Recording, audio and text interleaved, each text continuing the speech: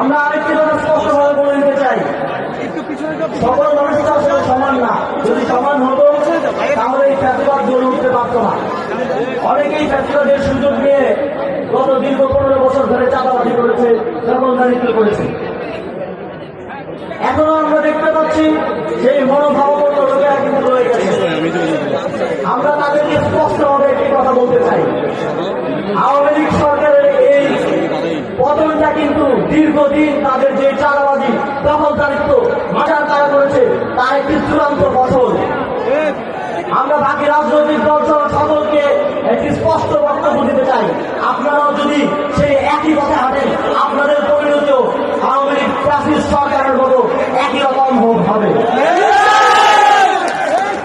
বাংলাদেশের জনগণ যেভাবে সচেতন হয়েছে, তরুণরা যেভাবে এগিয়ে এসেছে, এই তারুণ্যের এই শক্তিকে আবার চাঁদাবাজি দখলদারিত্ব দিয়ে দমিয়ে রাখা যাবে না। এই শক্তি সমুন্নত থাকবে এবং ভবিষ্যতে বাংলাদেশে যাতে কোনো ফ্যাসিবাদী শক্তির উত্থান করতে না পারে তা আমরা নিশ্চিত করব। ফ্যাসিস্টের যে ভাষা, ফ্যাসিস্টের যে অস্ত্র, সেটি হচ্ছে বিভাজন। আমরা আমাদের অস্ত্র দেখিয়েছি 5ই আগস্ট।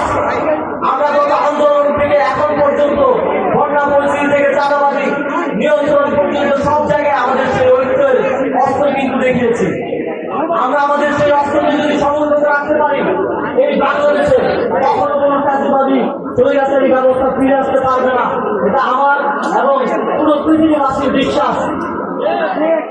আপনারাও স্থানীয়ভাবে সেই ঐক্য বজায় রাখবেন, সকল ভেদাভেদ ঘুরে ছোটখাটো ভুল বোঝাবুঝি করে নিজেদের মধ্যে তাদের কাজ মিলিয়ে আগামী বাংলাদেশ গড়ায় রাষ্ট্র সংস্কারে কাজ করে যাবেন।